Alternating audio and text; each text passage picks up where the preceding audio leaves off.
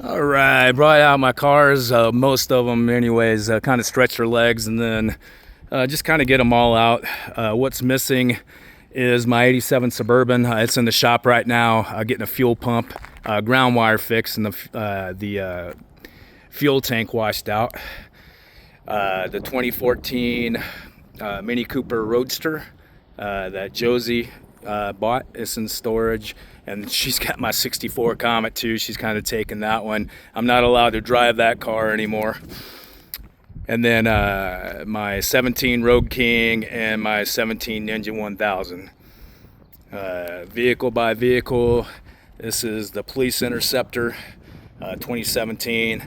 Got the bulletproof doors. It's got the bulletproof, stab-proof seats in the back. Pretty cool. All-wheel drive. Not the fastest thing in the world. It's got a V6, like 300 horsepower, but it runs really well. And this is kind of my zombie apocalypse vehicle. And then get me around town and stuff like that. Plenty of storage. It actually drives really nice. Got my 85 GMC, got a stroker engine, about 400 horsepower. Also, the body may need a little work, but this truck has it where it needs it. Brand new differentials, pretty much everything underneath is brand new as well. Nice lift on it. Truck really gets up and goes, and I just love the old square body classic. This along with my Suburban, really cool cars. This is my 68 Ranchero.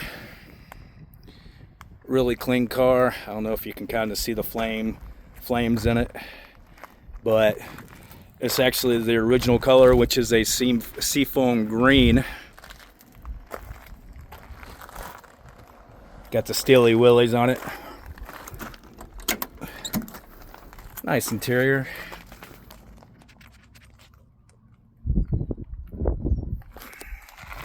And this is a blueprinted original engine.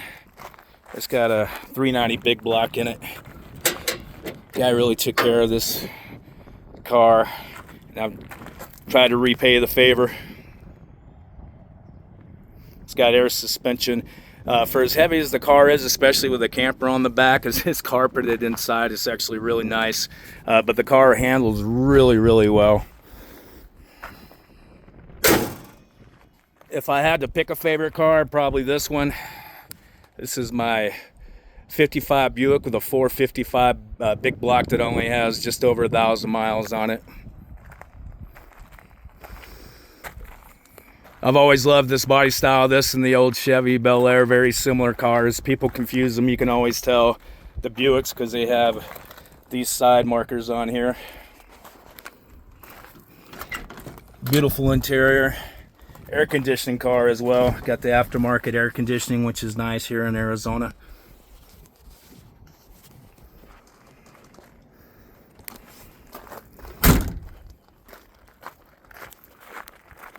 See if I can lift this thing up one-handed. Kind of pain in the butt, but there we go. Beautiful 455 big block. I like the 455s over the 454s by Chevy because they use a little bit more nickel in the block, which makes it lighter for number one, and then tougher as well. This is my 1930 Buick. It's funny because both of these are Buick specials. Now this is a real 1930 body on a 1960 Plymouth frame with a 1970s running gear out of a Camaro with a stroked out engine. The documents that came with it said even though it's naturally aspirated, I don't know if I believe this, but he said it's 600 horsepower. The car gets up and goes. I do know that. It's actually got traction bars on the back. I think this guy set it up for drag racing because it actually has your locking front brakes. You just hit that switch and you can roast your back tires and get them warmed up and stuff. The other thing about this rat rod I really like is it's actually, for a rat rod, it's got a really nice interior. It's got a huge cam. Yeah, this thing is loud and proud.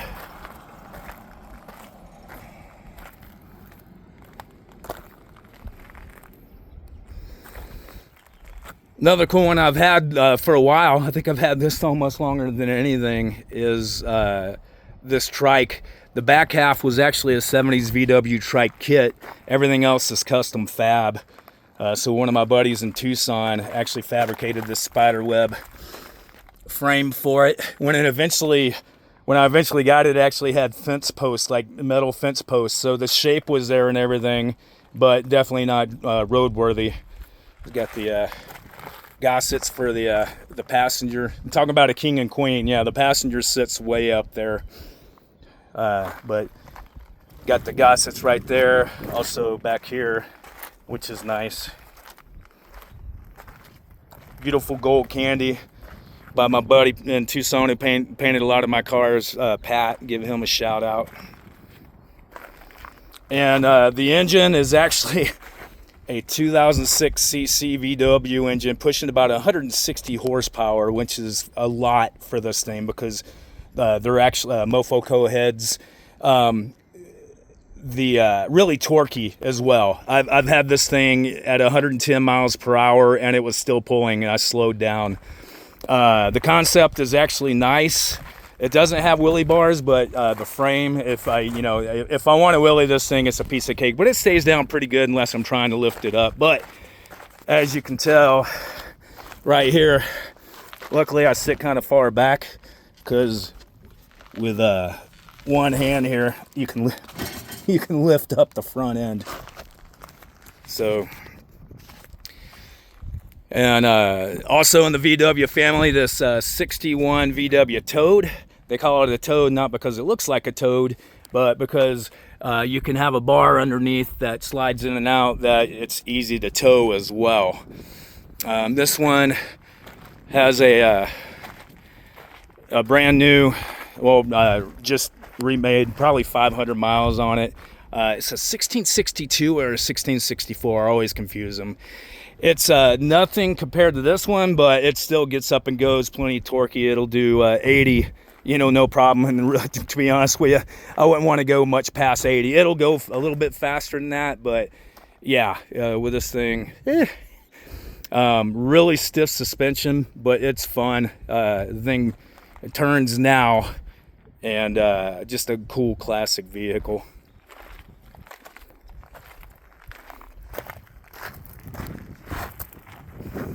And then one I picked up probably most recently, I think, is this is a special construction chopper.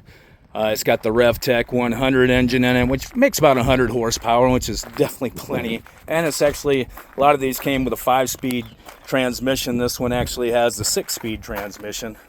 Put a little bag on it right there, so I have like a little bit of storage.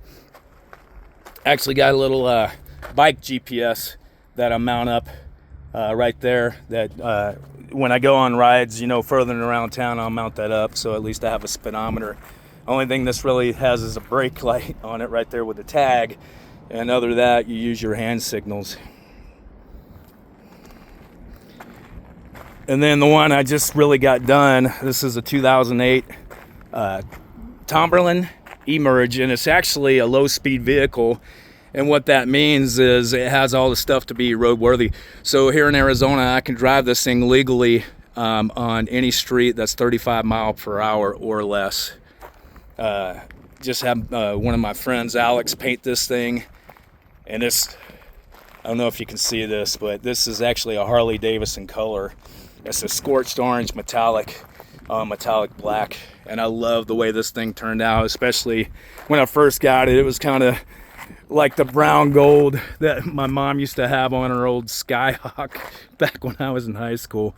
So it wasn't horrible or hideous, but I definitely, the one thing I wanted to do with a golf cart my entire life was get one and go with a Harley theme on it. I know Harley actually made some Harley Davidson golf carts, but I wanted a battery operated one. And then I did the lithium upgrade, got those old crappy batteries out.